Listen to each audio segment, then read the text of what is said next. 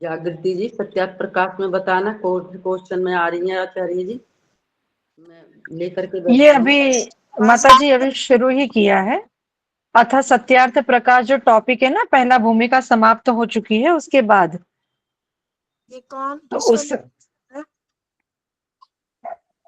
कौन पूछ रहा है?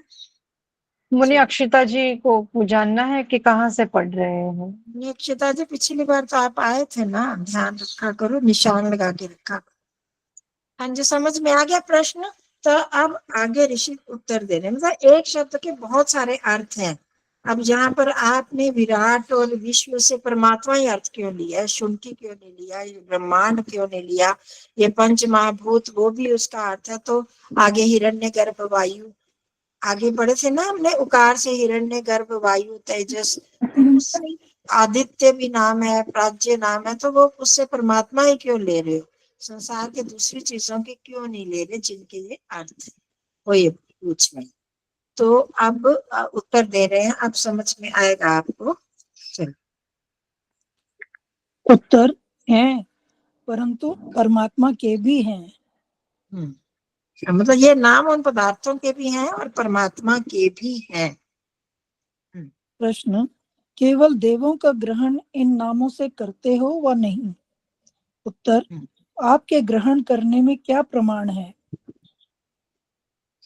प्रश्न,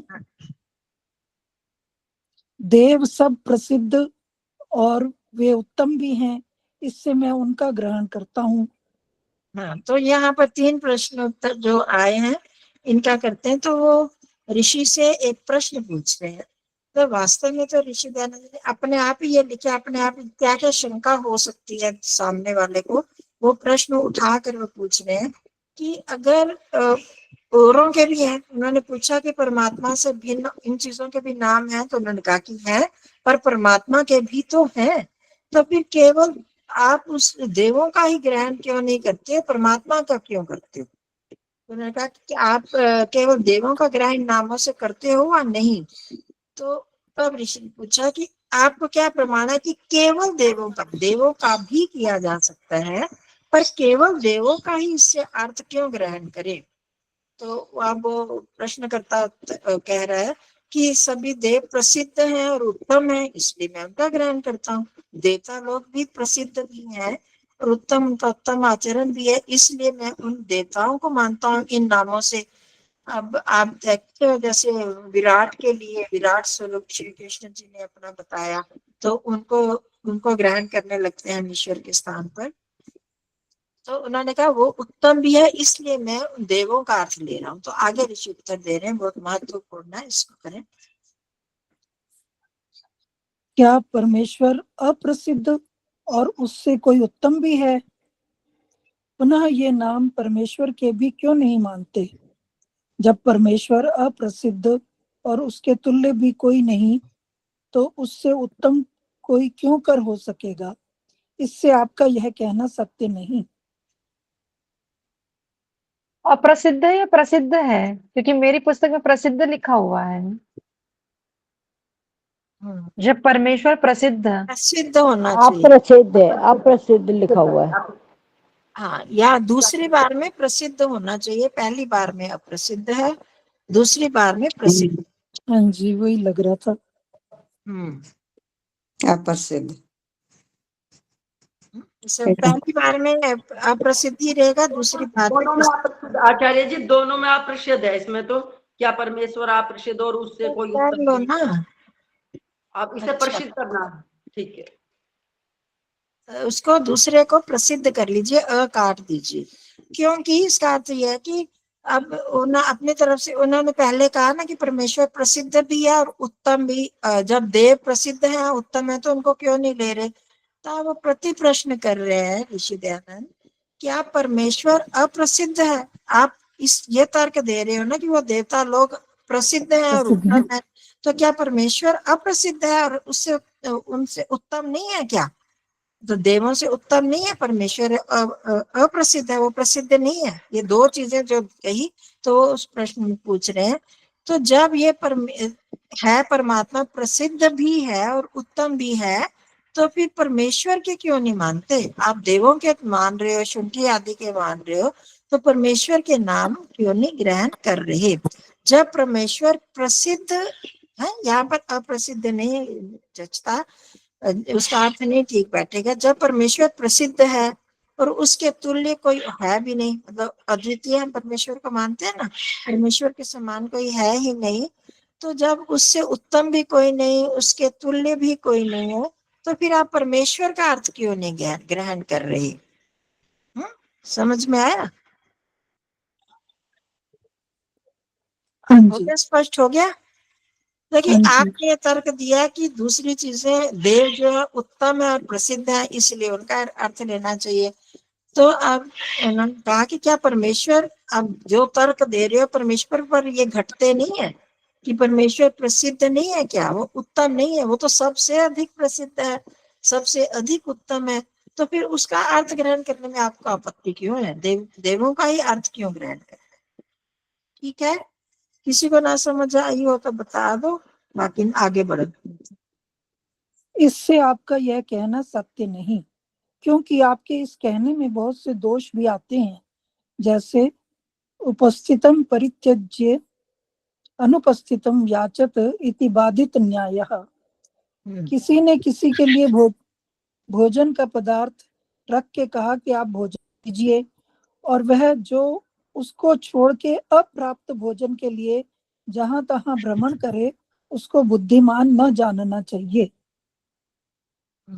समझ में आ गया होगा ये कि मतलब, इसलिए आप जो ये कह रहे हो कि देवताओं को मानो परमात्मा को ना मानो इन शब्दों से, तो बिल्कुल ऐसे ही है जैसे कि सामने जो चीज, जो परमेश्वर सबसे उत्तम है और सबसे अधिक प्रसिद्ध है, सर्वव्यापक भी है, सब समझते हैं, तो उसके छोड़कर दूसरी दूसरी चीजों को मानना ऐसे ही है जैसे कि आपको भूख लगी हो और सामने तो खाना पड़ा है, तो आप उसको छोड़ के इधर उधर भाग रहे हो कि वो मिल जाए, वो मिल जाए, वहां पर हम ढूंढे खा, क्योंकि भूख, कहाँ जा रहे हो? भूख लगी है, तो सामने जो खाना पड़ा है तो उसको क्यों नहीं खा रहे हो?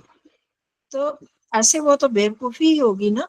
तो भूख लगने पर हम वहां सामने वाले खाने को छोड़कर इधर उधर भाग रहे हैं, बेकार का परिश्रम कर रहे हैं। तो जो सबसे उत्तम हमारी बात सुनने वाला परमात्मा है, सबसे श्रेष्ठ है, प्रसिद्ध है, उसको छोड़कर हम दूसरे अर्थ लेने का क्या तात्पर्य है? यहाँ पर जो हम बात कर रहे हैं, जब उपासना की बात हो रही है, आगे आएगा कि जब उपासना करने वाला भी वो है परमात्मा, उपासना किया जाने वाला, तो फिर हम दूसरी चीजों का अर्थ क्यों ले रहे हैं? हाँ जी, क्योंकि वह उपस्थित नाम समीप प्राप्त हुए पदार्थ को छोड़ के अनुपस्थित अर्थात अप्राप्त पदार्थ की प्राप्ति के लिए श्रम करता है। तो ये बेवकूफी है, मूर्खता ही है। बुद्धिमान, ठीक है, आगे। इसलिए जैसा वह पुरुष बुद्धिमान नहीं, वैसा ही आपका कथन हुआ, क्योंकि आप उन विराट आदि नामों के जो प्रसिद्ध प्रमाण सिद्ध परमेश्वर और ब्रह्मांड आदि उपस्थित अर्थों का परित्याग करके असंभव और अनुपस्थित देव आदि के ग्रहण में श्रम करते हैं, इसमें कोई भी प्रमाण व युक्ति नहीं। जो आप ऐसा कहें कि जहाँ जिसका प्रकरण है वहां उसी का ग्रहण करना योग्य है, जैसे किसी ने किसी से कहा कि हे भृत्य, तुम सैंधवम आनय, अर्थात तू सैंधव को ले आ, तब उसको समय अर्थात प्रकरण का विचार करना अवश्य है, क्योंकि सैंधव नाम दो पदार्थों का है, एक घोड़े और दूसरा लवण का। जो स्वस्वामी का गमन समय हो तो घोड़े, और भोजन का काल हो तो लवण को ले आना उचित है, और जो गमन समय में लवण और भोजन समय में घोड़े को ले आवे तो उसका स्वामी उस पर क्रुद्ध होकर कहेगा कि तू निर्बुद्धि पुरुष है। गमन समय में लवण और भोजन काल में घोड़े के लाने का क्या प्रयोजन था? तू प्रकरणविद नहीं है, नहीं तो जिस समय में जिसको लाना चाहिए था उसी को लाता। जो तुझको प्रकरण का विचार करना आवश्यक था वह तूने नहीं किया, इससे तू मूर्ख है, मेरे पास से चला जा। इससे क्या सिद्ध हुआ कि जहां जिसका ग्रहण करना उचित हो वहां उसी अर्थ का ग्रहण करना चाहिए। तो ऐसा ही हम और आप सब लोगों को मानना और करना भी चाहिए। अब ऐसे तो संक्षेप में समझा ही दिया था सारा आपको। जो चीज जहां पर उपस्थित होने पर, एक तो ये प्रसंग हो गया, जो चीज वहां उपस्थित है और जिस तर्क को लेकर हम कोई अर्थ ले रहे हैं, तो वो उस प्रसिद्ध व्यक्ति में या प्रसिद्ध वस्तु में हम उसको मानेंगे।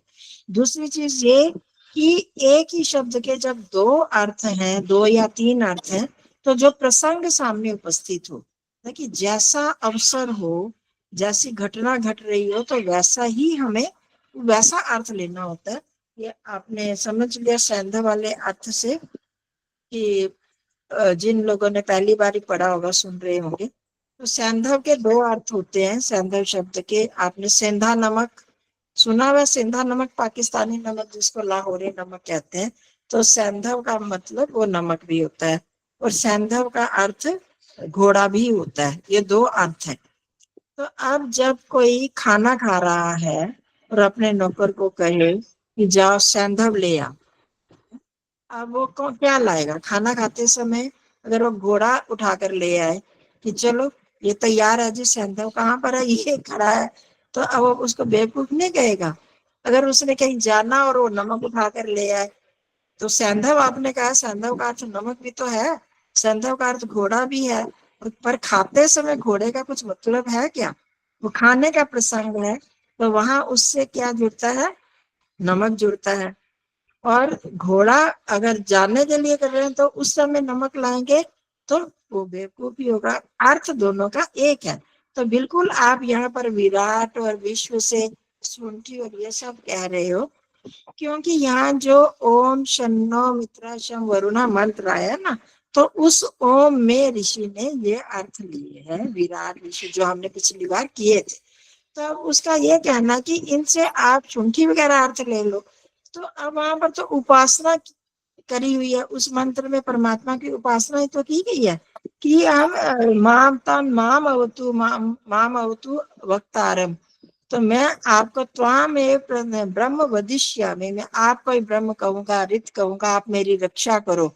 अब ये सैंधव को, उसको विश्व को, भेषज को कहेंगे कि तुम मेरी रक्षा करो, यस ब्रह्मांड को कहेंगे, परमात्मा ही तो है रक्षा करने वाला। तो अब वो प्रसंग रक्षा का आ रहा है, वो उसको पुकार रहा है इस मंत्र में। तो इस मंत्र में हम विश्व और विराट से वो अर्थ कैसे ले लें, ये ऋषि दयानंद जी कह रहे हैं। तो जैसा प्रसंग हो तो वैसा वैसा ही अर्थ लेना चाहिए। मेरा ख्याल सबको स्पष्ट हो गया होगा, समझ आ गई होगी। एक चीज के दो अर्थ होने पर भी हमने वो अर्थ लेना है जो उस समय के अनुसार, हमारी इसके अनुसार, घटना के अनुसार, जो प्रसंग है उसके अनुसार घटित होता हो, तो वैसा हमको अर्थ लेना। ठीक है, आगे करें आगे। बस आगे दूसरा फिर मंत्र का अर्थ शुरू हो जाएगा। तो हमने भी जहां भी पढ़ना है, जो भी करना है, अब आप देखो पहले था ना कि आपने ये अर्थ क्यों लिया, वो क्यों नहीं लिया। तो अब जैसे जैसे एक उदाहरण देते हैं हमारे विद्वान लोग भी, कि जब उसको सीता को कहते हैं ना अशोक वाटिका में रखा, तो अशोक वाटिका में ही क्यों रखा? तो कहते हैं अगर कहीं और रखते तो तब भी यही प्रश्न उठता कि वही वहां ही क्यों रखा। तो प्रश्न तो हर प्रसंग में उठते हैं, परंतु उसका तर्क पूर्वक हमें उत्तर आना चाहिए। उसमें कोई इस तरह का तर्क बनता नहीं, वो तो घटनाएं हैं। और यहाँ पर तो हमारे सामने तर्क है कि जो हम कह रहे हैं, हमारी हे प्रभु, हम आपको पुकारते हैं, हम हमारी रक्षा कीजिए। अब और प्रभु के अलावा और कोई भी वस्तु हमारी रक्षा नहीं कर सकती, तो इसलिए उस प्रसंग के अनुसार ही हमें अर्थ लेना है। तो अब जो जितना भी मंत्र है, अग्नि मीड़े पुरोहितम, सबसे पहला मंत्र आता ना वेद में, ऋग्वेद में भी, वेदों में भी। तो अब ये हमारे जो पहले के जिन्होंने वेद का भाष्य किया, सायण, महीधर आदि और मैक्स मुलर, उन लोगों ने कहा कि आर्य लोग क्या थे, अग्नि की उपासना करते थे। अग्नि मतलब आग, फायर, उसकी करते थे। तो अब उनसे, क्योंकि अग्नि का अर्थ आग भी होता है, अग्नि का अर्थ परमात्मा भी है, तो अग्निमीडे पुरोहितम यज्ञ से देव मृत्युजम, ये सारे गुण किसमें घटित होते हैं? इस आग में क्या होते हैं? वो पुरोहित तो नहीं है ना, हमको आगे ले जाने वाला नहीं है। और उपासना करने योग्य कौन है? परमात्मा उपासना करने योग्य है। अग्नि तो उपासना करने योग्य नहीं है। हम यज्ञ करते हैं, वहां हाथ जोड़ झुकाए मस्तक जो कहा जाता है, तो बहुत सारे लोग इसका खंडन करते हैं, हाथ आप अग्नि के आगे झुका रहे, अग्नि के आगे थोड़ी झुका रहे हैं। हाथ जोड़ झुकाए मस्तक वंदना हम कर रहे, नाथ करुणा रूप करुणा आपकी सब पर रहे। किससे प्रार्थना की जाए? करुणा रूप भगवान से प्रार्थना की जा रही है कि आपकी करुणा हम पर रहे। तो उसके आगे हाथ जोड़ा जा रहा है, परमात्मा के आगे जो मेरे अंदर विराजमान है। उस अग्नि को थोड़ी, अग्नि थोड़ी करुणा रूप है। अग्नि में तो हाथ डालेंगे वो करुणा नहीं करेगी, वो तो जला देगी। तो करुणा रूप तो परमात्मा है। तो हमने जिससे प्रार्थना, उपास्य जो परमात्मा है, अग्नि नहीं है। तो उन लोगों ने अग्नि के दो बहुत सारे अर्थ हैं। तो अग्नि का अर्थ आग लेकर कहा कि आर्य लोग कुछ नहीं जानते थे, वो आग की उपासना करते थे, जबकि वो बिल्कुल गलत। ऋषि दयानंद ने यही चीजें तो आकर बताई, यही भ्रांतियां तो हटाई कि एक शब्द का अर्थ ये चीज आ रही कि प्रसंग के अनुसार आगे आएगा कि जहाँ उपासना है, ये शब्द आए वहां ईश्वर को मानो, जहाँ ऐसे शब्द आए वहां ईश्वर से भिन्न दूसरी चीजों को मानो। तो इस तरह से हमने समझते हुए आगे बढ़ना है। तो प्रसंग का मतलब ये है। आ गया सबको समझ में? तो अब आगे अब ध्यान का करते हैं। पिछली बार हमने अकार का अर्थ किया था, उसका चिंतन किया था, तो अब उकार ले लेंगे। ठीक है,